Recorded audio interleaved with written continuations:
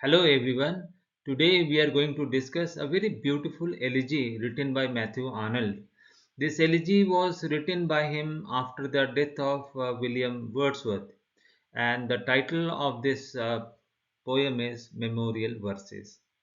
William Wordsworth died on 23rd of April 1850 and was buried a few days later. Edward Quilman, son-in-law of Wordsworth, requested Arnold to write an elegy and Arnold obliged. However, it was not Wordsworth alone who is honored in this poem. Byron, who died in 1824, and Goethe, who died in 1832, also are commemorated in it. Byron taught little, but he was a man of passion, of titanic proportion. He is also shown as a man of energy. In this elegiac poem, Wordsworth is placed on a high pedestal along with Byron and Goethe. The diction of the poem is prosaic, written in a free verse, but with rhyme. The tribute to Wordsworth's healing power is indeed generous, and the phrase has become a cliche in Wordsworth's criticism. Goethe. Memorial Verses was written by Matthew Arnold in the form of an elegy, and this poem was published by him after the demise of William Wordsworth in April 1850. Goethe in Wimmer sleeps. Sleeps means dies and buried. Goethe, the philosopher and the poet. Wimmer is the burial place in Germany. So Goethe was buried in Germany and he is sleeping there ever since. And Greece long since saw Byron's struggle cease. Byron voluntarily participated in Greece's independence movement against Turkey, and he died and buried in Greece only. He was very ferocious, he was very energetic.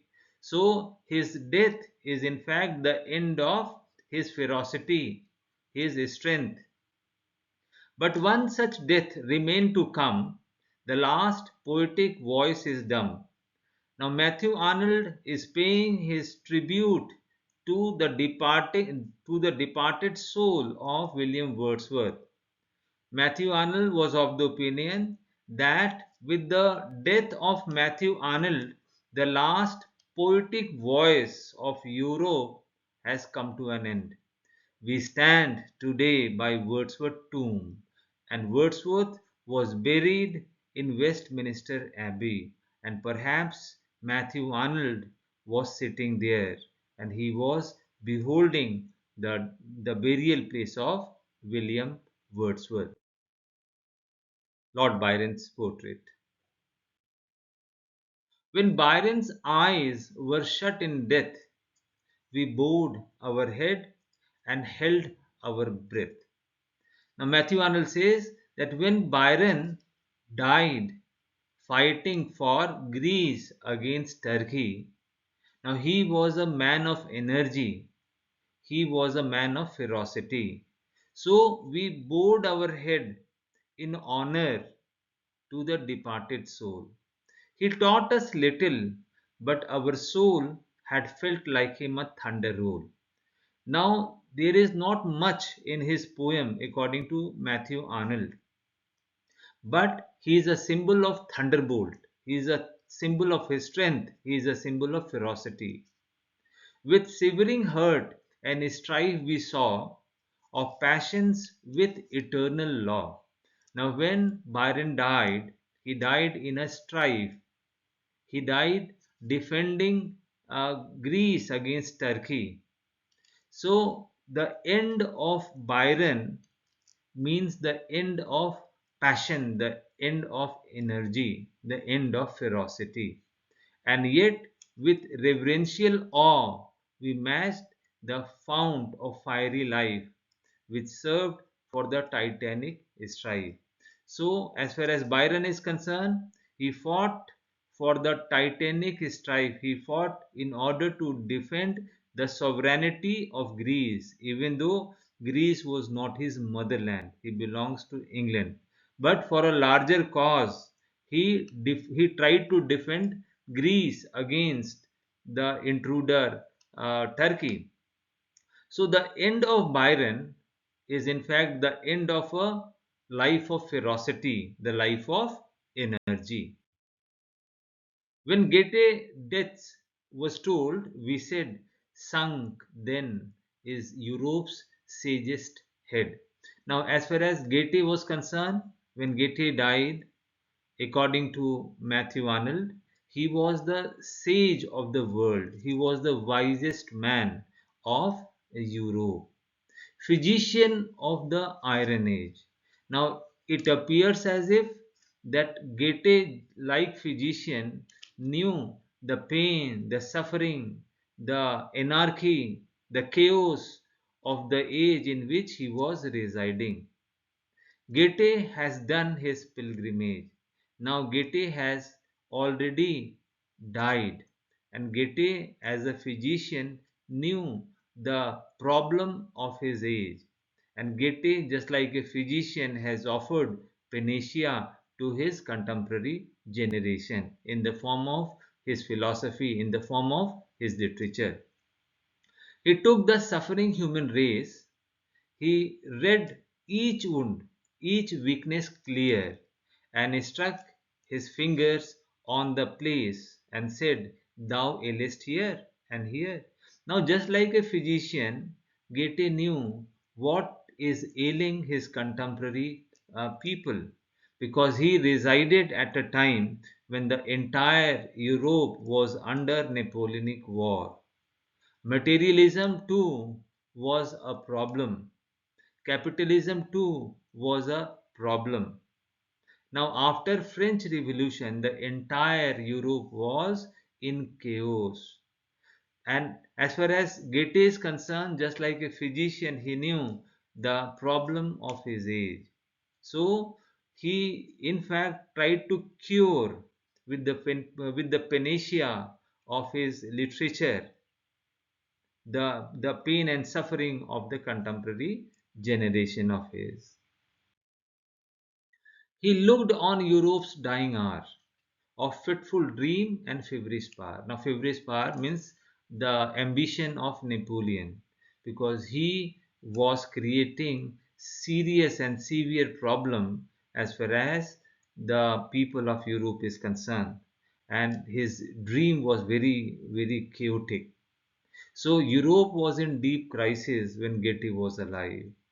His eyes plunged down the weltering strife, the turmoil of expiring life. He said, the end is everywhere. Now, as far as Goethe is concerned, Goethe himself saw the transition which was going on in Europe. The problem of his age was very much in his mind. He saw how the Napoleonic War has created a strife, has created anarchy in the entire Europe. So the age of Goethe was also not a very harmonious one.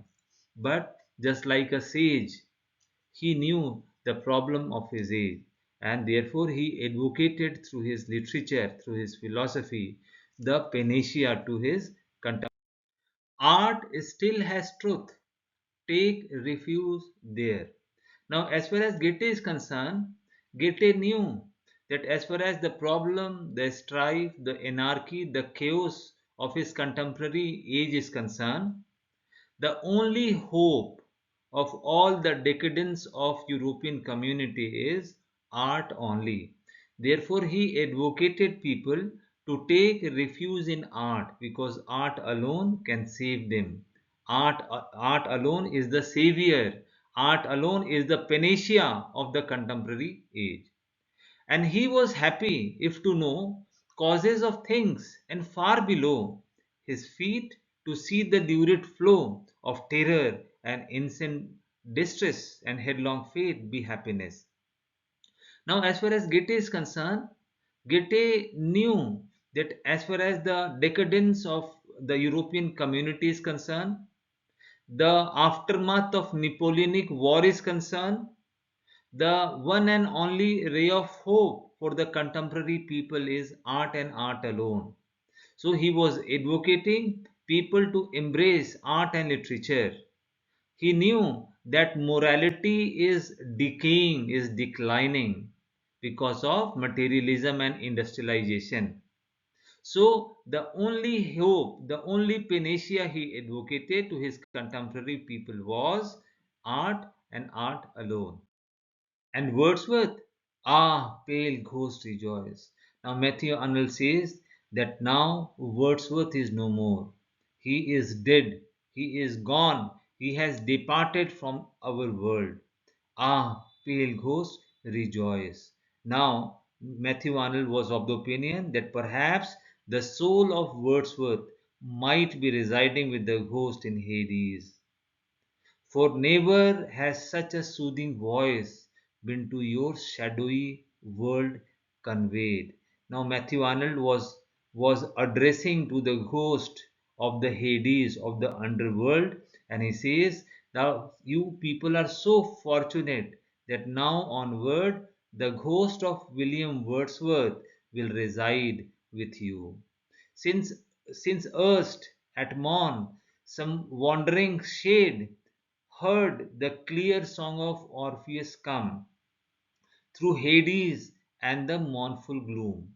Now, Matthew Arnold says that there was a time when the people of Hades have witnessed the beautiful musical song of Orpheus. But perhaps now the intensity of the song of Orpheus has receded from the memory of the ghosts who are residing in Hades. But now the ghosts are so fortunate that the Wordsworth soul is now entering their world, and from now onward the soothing voice of Wordsworth will be enjoyed by the ghost of Hades. Wordsworth has gone from us, and may feel his voice as we. Matthew Arnold says that although Wordsworth has departed from our physical world, but now his voice, his soothing voice, will be rejoiced by the ghost in the Hades. The portrait of William Wordsworth. He too, upon a wintry clime, had fallen. Now, William Wordsworth died in a very difficult time. On this iron age, on this iron time, means the entire Europe was undergoing industrialization. Now, under that industrialization, the people of Europe was having numerous problems of doubts, disputes, distractions, and fears. Now, their religion has been interrogated. They were under spiritual distress and spiritual decline. He found us when the age had bound our souls in its benumbing round. Now, the entire people were benumbed because of industrialization and rampant materialism. In the backdrop of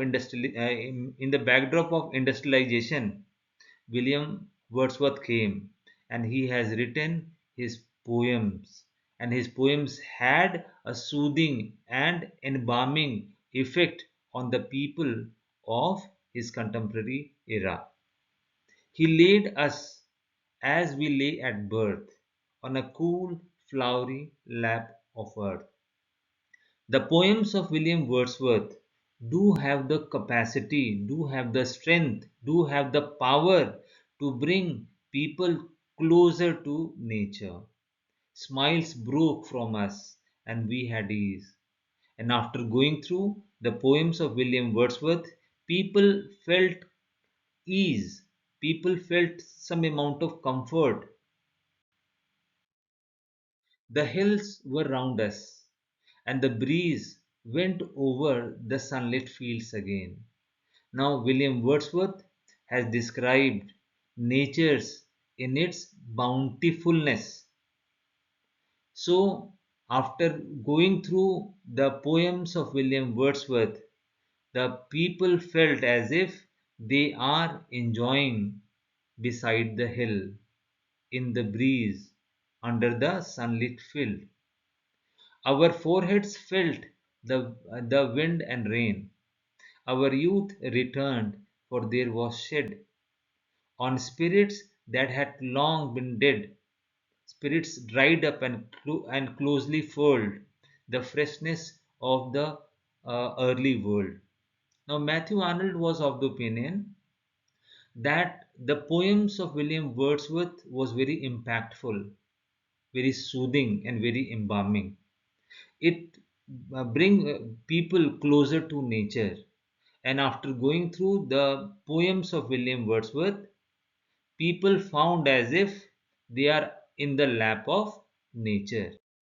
Ah, since dark days still bring to light man's prudence and man's fiery might. Matthew Arnold is of the opinion that right now the skepticism is going on in entire Europe. And in the backdrop of the skepticism, people like Goethe and Byron might be a possibility in future. Time may restore us in his course, Goethe's sage mind and Byron's force. He further says that Goethe was the wisest man of Europe and Byron was the ferocious person of Europe. But they might be a possibility in future. But where will Europe's later hour again find Wordsworth healing power? But as far as the poems of William Wordsworth is concerned, the persona of William Wordsworth is concerned, this is unlikely that people like William Wordsworth will once again come to this world because we come across the healing power in the poems of William Wordsworth. Others will teach us how to dare, and against fear our breast to steel. Now, Matthew Arnold says that as far as Byron was concerned, he was the man of ferocity, man of strength. He taught us how to dare, but people like Byron might be a possibility in future. Others will strengthen us to bear, but who will make us feel the cloud of mortal destiny? Others will flaunt it fearlessly, but who, like him, will put it by? Now, through these lines, Matthew Arnold is paying his true tribute to the poems of William Wordsworth. He was of the opinion that there might be a possibility in future that people or poet like Goethe and Byron might take birth. But as far as the poet like William Wordsworth is concerned, the embalming presence of his poem, the soothing impact of his poems are concerned, this is next to impossible because he was the one who taught us how to love nature. He taught us how to enjoy nature, how to become a comrade of nature. Keep fresh the grass upon his grave, O Rotha, with thy living wave. Now, Matthew Arnold is addressing the river Rotha as if Rotha is a person. Now, he has personified the river.